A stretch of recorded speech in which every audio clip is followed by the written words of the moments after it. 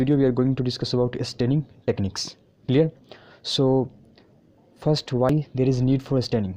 So the structural details of bacteria cannot be seen under light microscope due to lack of contrast. Hence it is necessary to use staining method to produce color contrast to increase the visibility.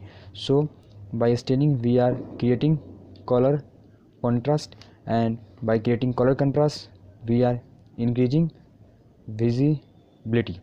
Clear? So this is the basic reason of the staining, why we are staining. Clear? Now before going to discuss different types of stain, first we will discuss fixation, how we will fix the media. Now fixation is a process by which the internal and external structure of cells are preserved and fixed in position. Clear?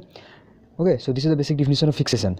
Now it also, in fixation we also inactivate the enzymes. Why are inactivating the enzymes? Because these enzymes might disrupt your cell morphology. Okay, we are looking for cell morphology in our staining, so we need to inactivate those enzymes which may affect your cell morphology. Clear? The next benefit of fixation, that it toughens cell structure so that they do not change during staining. Okay, fixation leads to toughening of the cell structure so that they do not change during staining. Clear? It kills and fixes the cells on the slide. So this is the basic about the fixation. Now there are different types of fixation, mainly two types which we are going to discuss here. The first one is your heat fixation. In heat fixation, it is usually done for bacterial smears by gently flame heating and air dried film of bacteria. Clear? And in heat fixation, there is one point important where I am mentioning here. In heat fixation there is preservation of overall morphology but not the structure within cells. Structure within cells are not preserved during heat fixation. And the second one is your chemical fixation. Clear? Second one is your chemical fixation. So it can be done using ethanol, acetic acid, mercury chloride, formaldehyde, methanol and glutaraldehyde, and they are used to protect the fine material inside the structure of cell. So it is preserving your structure within the cells. Okay, and this is generally useful for examination of blood smears. So heat fixation was used for generally bacterial smear, and this chemical method is used for blood smears, and it has structures which are present in the cells are well preserved. Clear? Now we will start with the first stain. First we will discuss common staining techniques which is used in microbiology. Clear? So the first staining technique is known as simple stain or simple staining. Clear? In this, what we do, we use basic dyes such as methylene blue or basic fuchsin are used as simple stain. What is the function of simple stain? So simple stain provide the color contrast, but one drawback is there, they impart same color to all the bacteria. It impart same color to all the bacteria. This is about simple stain. Second is your negative stain. Okay, second is your negative staining. So what is the purpose of negative stain? Now negative staining, so a drop of bacterial suspension is mixed with dye such as your Indian ink or nigrosin. Now the background gets stained black, whereas unstained bacteria stand out in contrast. Okay, and this negative stain is very useful in demonstration of your those bacteria and yeast which do not take simple stain. Okay, clear? So this is one of the benefit of the negative staining. Now next one, that is your differential stain. In differential stain we use two stains. Okay, and in these two stains are used which impart different color to different bacteria, as the name itself suggesting differential strain. Okay, and its example is gram staining, which we will discuss in detail, as well as acid fast stain, as well as Alberta Stain. Okay, all of these we will discuss in detail. Differential stain are gram stain, acid fast stain and Alberta Stain. So this is the basically examples of differential stain. Now coming to the next, that is your impregnation method. This is the fourth method, and in this bacterial cells and structure that are too thin to be seen under the light microscope are thickened by impregnation of silver salts. Okay, silver salts on their surface to make them visible. For example, for demonstration of bacterial flagella and spirochetes. So these are the major and common staining techniques used in your microbiology. Now we will start with the first, gram staining. Okay, that is gram stain. So gram stain was originally developed by Hans Christian Gram, so the name gram stain was given. Now we will look for first procedure, then we will go for interpretation of gram stain, then we will discuss about procedure, that is principle of the gram staining, then we will discuss modification of gram staining, then usage. So first we will discuss procedure of the gram staining. So the first step is your fixation. Okay, the smear made on a slide from bacterial culture or specimen is air dried and then heat fixed. We have discussed different types of fixation, so in this you will do heat fixation. Clear? After fixation, the next step is primary stain. Basically it is called as step number 1 of gram staining. Okay, fixation is not counted under the steps of gram staining. This is your primary stain is the first step under gram staining. Clear? In this, the smear is stained with your para-rosanyl dyes such as crystal violet or gentian violet or methyl violet. Clear? The smear is stained with this type of compounds and it is stained for 1 minute. Then after staining, then the slide is rinsed with water and crystal violet, which stains all the bacteria violet in color. Okay, this crystal violet which we have added stain all the bacteria irrespective of gram positive or gram negative. Clear? This is very important point. Primary staining is irrespective of whether the bacteria is gram stain or gram positive or gram negative. It is staining all the bacteria. Clear? And imparting all the bacteria violet color. Now the second step of gram stain, that is addition of mordant. So gram iodine, dilute solution of iodine is used as mordant, which is poured over the slide for 1 minute. Then the slide is again rinsed with water and grams iodine acts as a mordant. Now the third step of the gram staining is your decolonization. Clear? In this we pour a few drops of decolonizer to the smear. Decolonizer may be your acetone and it is for 1 to 2 seconds, or you can also use ethyl alcohol for 20 to 30 seconds, or you can use acetone alcohol, it is for 10 seconds, or you can also use iodine acetone. Okay, slide is immediately rinsed with water again and what are the function of decolonization? So decolonization, in which we are adding decolonizer, so decolonizer removes primary stain from gram negative bacteria, so it is responsible for removing of 1 degree stain, that is primary stain from gram negative bacteria, not from gram positive bacteria. Clear? This is very important. One more important point about decolonization, that it is the most crucial step of gram staining. Okay, it is the most crucial step of gram staining, because if the decolonizer is powered for more time, even gram positive bacteria lose their color, and if powered for less time, then the gram negative bacteria do not lose the color of primary stain properly. So it is the most crucial step and you have to pay more attention when you are doing decolonization. Clear? Now the next step, that is the fourth step of the gram staining, is counter staining. Clear? And in this we add secondary stains such as your safranin, or you can add dilute carbamazepine. Okay, is added for 30 minutes, and after adding for 30 seconds, not 30 minutes, 30 seconds, and it imparts pink or red color to your gram negative bacteria. Clear? And sometimes also neutral red is also used as counter stain, especially for gonococci. We will discuss later on. Okay, especially for gonococci we use neutral red.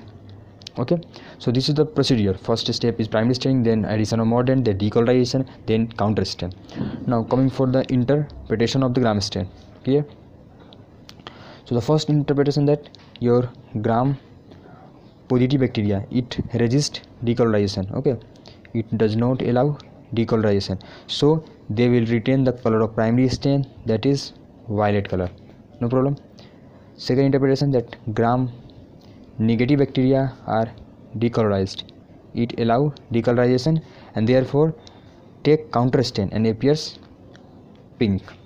Okay, so this is the interpretation what you will interpret from the gram staining. Clear? Now we will look for the principle of gram staining. Clear? Now we will discuss principle of gram staining. So there are two theories proposed for this gram staining. The first one is your pH theory. What it says, so it tells us the cytoplasm of gram positive bacteria is more acidic. Cytoplasm of gram positive bacteria is more acidic, so it retains the basic dyes, that is crystal violet, for longer time. Clear? Because of the acidity of the cytoplasm, acidic nature of the cytoplasm of gram positive bacteria, basic dyes such as crystal violet is retained for longer time. Clear? And in this also told that iodine which are used as a mordant, and this iodine combines with which are used as mordant, this iodine combined with your primary stain, okay, to form a diiodine complex.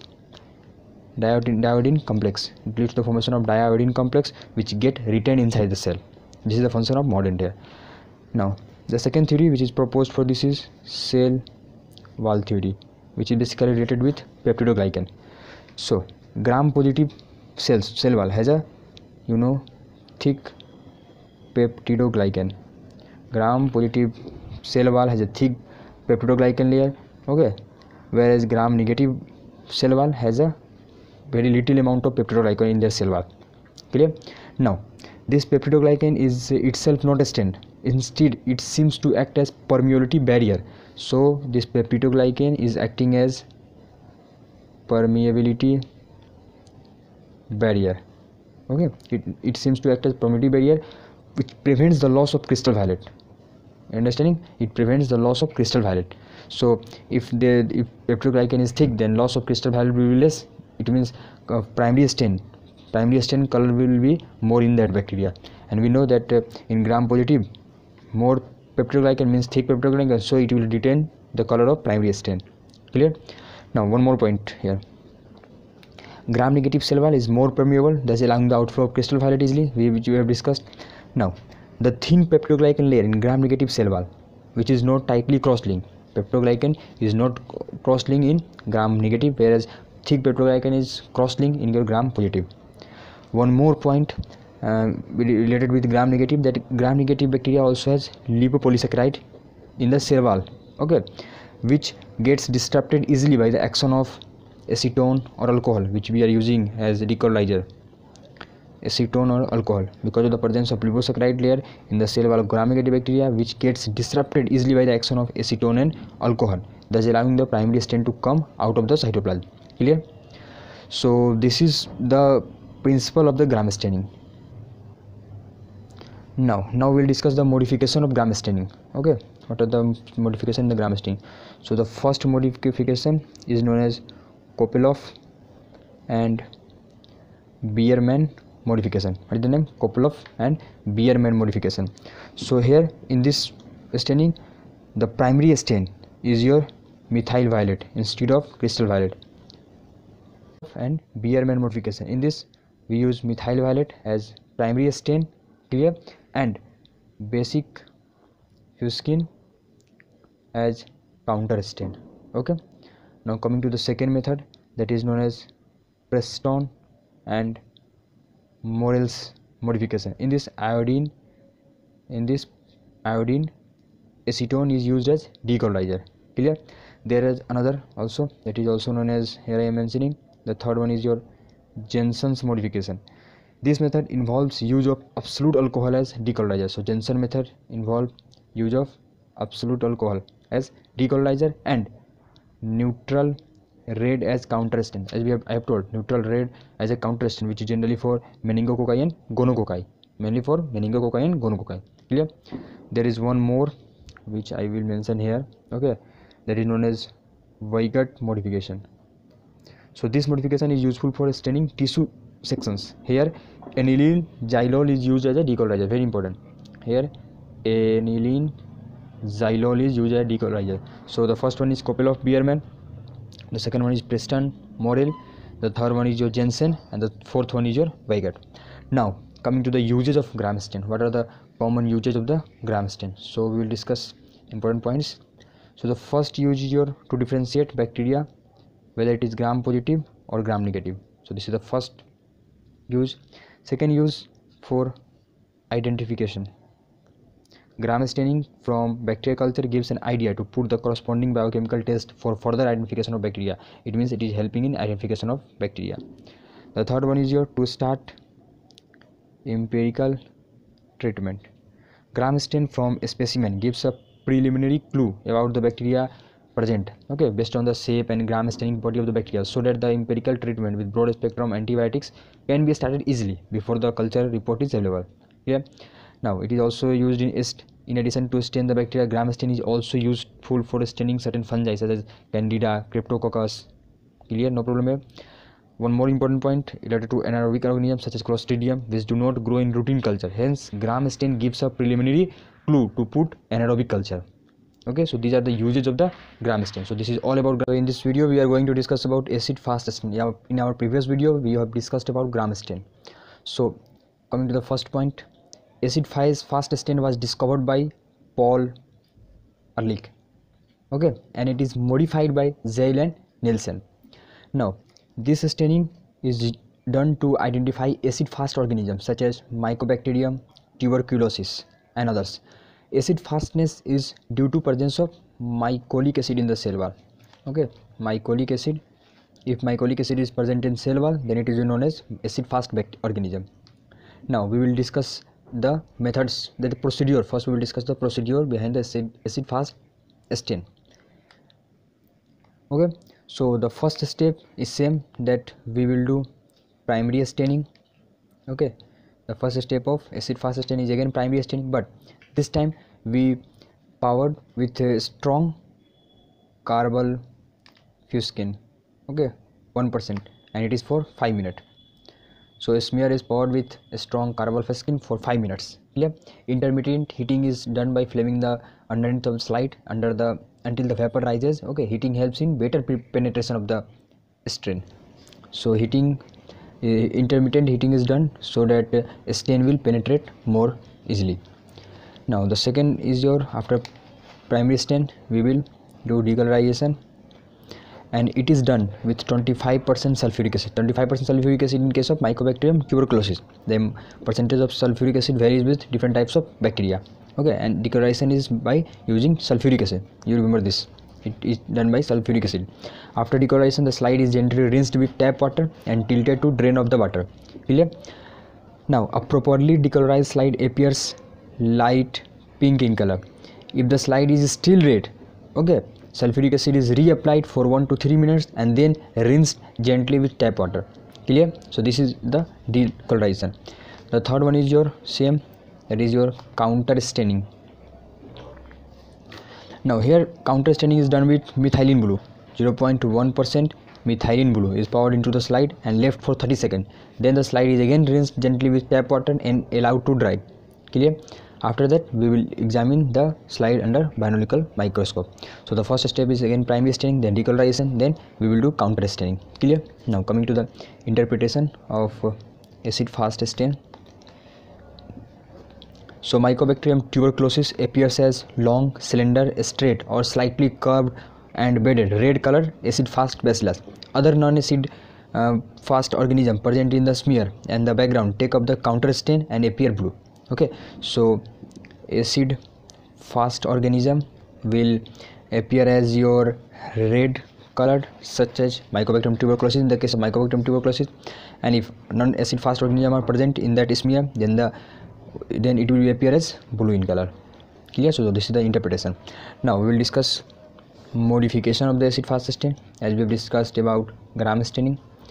Okay, so first the hot method, that is Zeil-Nielsen technique, which we have discussed. The method which we have discussed is also known as Zeil-Nielsen technique.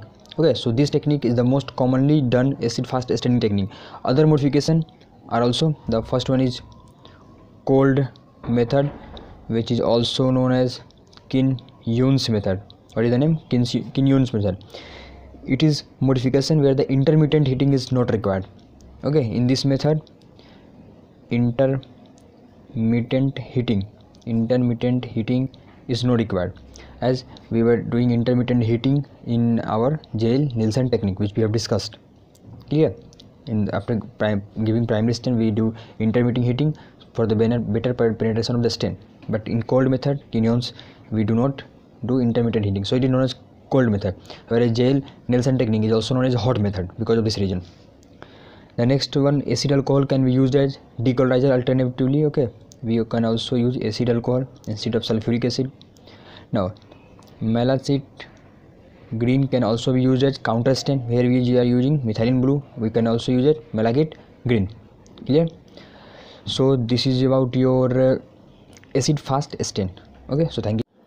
Now in this video we also discuss about Alberta Stain. Clear? So Alberta Stain is used to demonstrate the important point I am writing in. It is used to demonstrate the metachromatic granules of Corynebacter diphtheria. Okay, so Alberta Stain is used to demonstrate the metachromatic granules of Corynebacter bacterium diphtheriae. Yeah. Now coming to the procedure, this point is important, that why you are using Alberta Stain, what is the purpose. So it is used for metachromatic granules of the Corynebacter diphtheriae. Coming to the procedure is same. Okay, the first step is fixation. The smear is heat fix, then smear is covered with Albert 1 for 5 minutes, then it is washed in water and blotted dry. So use of Alberta Stain in second. And third step is iodine solution is added for 1 minute. It is also known as Albert 2. Albert 1 is known as Alberta Stain, Albert 2 is iodine solution. Then slide is washed in water, okay, and examined under microscope. Interpretation of Alberta Stain is important.